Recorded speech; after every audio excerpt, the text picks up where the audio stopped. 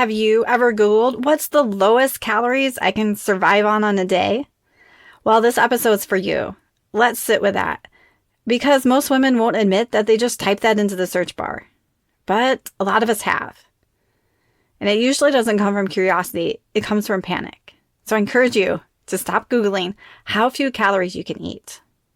And today I'm going to talk about why eating less may not be working for you when you're over 40.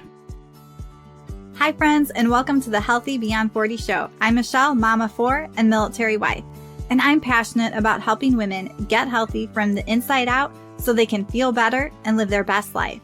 Do you feel like you're struggling to lose weight and get in shape? If you're ready to develop healthier habits, exercise consistently, and lose weight sustainably, then you're in the right place. I combine my expertise from my doctorate in physical therapy to my experience as a health coach, personal trainer, and yoga teacher to bring you actionable steps for a healthy lifestyle. No magic pill here, so lace up those shoes and get moving. So no one typically wakes up calm and confident and thinks, how little can I eat today? That search usually comes after maybe seeing your arms in a tank top and you don't like how your arms look. Maybe trying on a pair of jeans that just feel too tight and now makes your stomach look so flabby and fat. Maybe you look at a photo that you were tagged in and you think, ugh. Or maybe you step on the scale and you just feel your stomach drop. I've heard these stories. And I've had clients tell me that they feel this rush of urgency. Like, I have to fix this. I need to get this weight off fast. I need to get control. So they instantly think the answer is to eat less and less and less. But here's the problem. Your body is not dumb. It is not your enemy. Your body is there to protect you. So sometimes when we start eating less and less and less, our body thinks there's a famine. And it slows down our metabolism. Might increase our cortisol and our stress. So maybe in your 20s, you could skip meals. You could cut calories hard. You could overexercise and the weight would drop. And maybe you're noticing now that you're over 40 and your body sort of fights back. You might notice when you undereat, your energy drops, your cravings increase, your stress hormones go up, your muscle mass can decrease, your metabolism can slow down. And some people think I need to eat even less, but it becomes a cycle. But sometimes the issue isn't that you're not disciplined enough, that you're under-fueling your body. So weight loss does require a calorie deficit, but very moderate is different than extreme. And so we can create a smaller calorie deficit. Our body doesn't get alerted as much.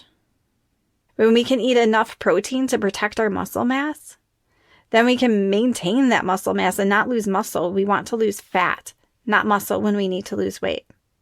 So a lot of times when people go on these extreme diets or maybe even something that helps them lose a bunch of weight very quickly, they're typically losing muscle mass with that. And the problem is when we lose muscle mass, there usually becomes an end to this extreme diet that you're on. And when you have less muscle mass, your metabolism is slower. So when the diet ends and you have less muscle mass, and maybe you have some less fat too, your metabolism is a lot slower. And typically people will go back to eating what they're eating and then they just pack on the fat and they're not packing back on the muscle that they lost. So maybe a healthy deficit might mean lifting weights or doing resistance training and not changing what you're eating. Maybe it's slightly reducing your intake. So maybe at dinner, you're eating just a little less. Maybe the healthy deficit is that you focus on real food because processed food will typically eat more calories. So maybe just switching to more real healthy food, quantity-wise, it might even be more, but it may be less calories. Or maybe you just switch to consistently fueling your body throughout the day. We don't have to live on just salads and coffee. We can prioritize protein and strength training and keeping our body in a place that feels safe, not where there's this huge deficit, where there's this huge crisis and panic.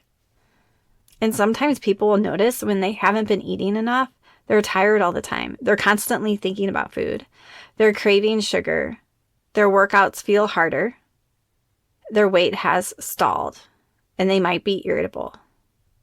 And this is your body saying this isn't working. So let's go back. Let's go back to that example of someone looking at their arms and thinking how their arms are flabby. And then their thoughts start to spiral. My arms look awful. I'm letting myself go. I'm losing control. I have to fix this. This is getting out of hand. So both of them want to respond by eating less as quickly as possible. But from a healthier perspective, we can slow things down. What is the core feeling here? Is it fear? Is it shame? Is it loss of control? Is it aging? Let's figure out that emotional piece first. And then we can work on some healthy habits.